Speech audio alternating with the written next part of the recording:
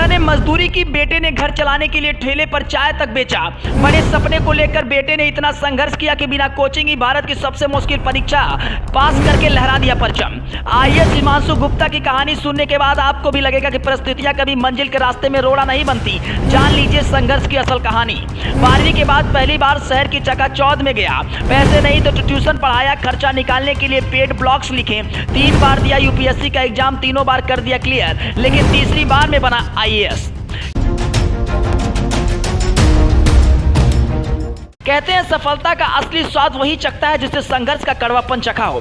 अक्सर माना जाता है कि छोटे गांव के बच्चे बड़े सपने नहीं देखते, लेकिन सपने तो उन्हीं के सच होते हैं ना जो उन्हें देखना नहीं छोड़ते। और इस बात का प्रत्यक्ष उदाहरण है आईएएस ऑफिसर हिमांशु गुप्ता, जिन्होंने जीवन की कठिनाइयों से लड़ते हुए आईएएस बनने का प्रेरक सफर तक तय किया। हिमांशु के जीवन का सफर बाकी लोगों की तरह आसान नहीं था। पिता मजदूर थे और घर चलाने और परिवार की मदद करने के लिए हिमांशु को ठेले पर चाय तक बेचनी पड़ी। यूपीएससी की परीक्षा को पास करने के लिए जहां लोग महंगे कोचिंग का सहारा लेते हैं, वहीं हिमांशु ने गांव के रहकर बिना किसी कोचिंग के मदद से 1 बार नहीं बल्कि 3 बार यूपीएससी परीक्षा को क्रैक किया।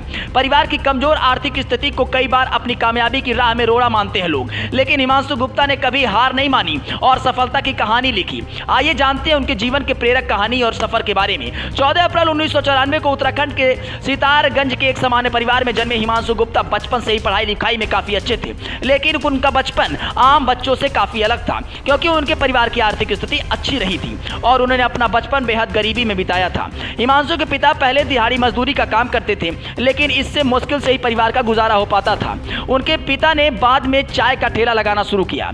हिमांशु भी स्कूल के बाद इस काम में अपने पिता का हाथ बटाते थे। वो पढ़ाई के साथ साथ घर चलाने के लिए पिता की मदद भी किया करते थे। 12वीं की पढ़ाई पूरी करने के बाद हिमांशु गुप्ता ने दिल्ली के हिंदू कॉलेज में एडमिशन लिया। ये वो समय था जब पहली बार वो शहर में पांव रखे थे और पैसों की तंगी को दूर करने के लिए वो दिल्ली में ट्यूशन पढ़ाने लगी। उन्होंने कई पेड ब्लॉग्स लिखे और कई स्कॉलरशिप भी हासिल की।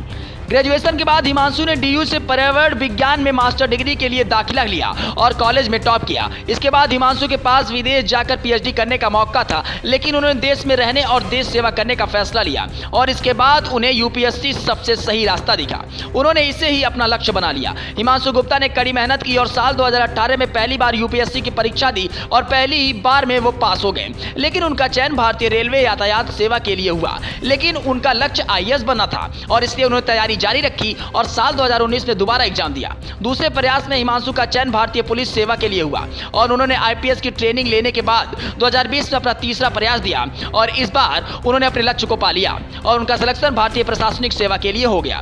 विदेश जाने की बजाय यूपीएससी को चुनना और अपना लक्ष्य बनाने वाले हिमांशु गुप्ता आज लाखों लोगों के लिए एक प्रेरणा का स्रोत है। उन्होंने संघर्ष के बाद भी अपने लक्ष्य से निगाह नहीं हटाई और आईएएस अफसर बनकर सफलता की नई कहानी लिख दी। आप भी हिमांशु गुप्ता की इस कहानी से प्रेरणा ले सकते हैं और अपने लक्ष्य को प्राप्त कर सकते हैं। वैसे इस कहानी के बारे में आपकी क्या राय है, अपनी प्रतिक्रिया जरूर दें। बने रहें जेटी न्यूज़ के साथ। लेकिन अगर ये खबर आप यूट्यूब पर देख रहे हैं तो चैनल को सब्सक्राइब करना ना भूलें, फेसबुक पर देख रहे हैं तो पेज को फॉलो करना ना भूलें।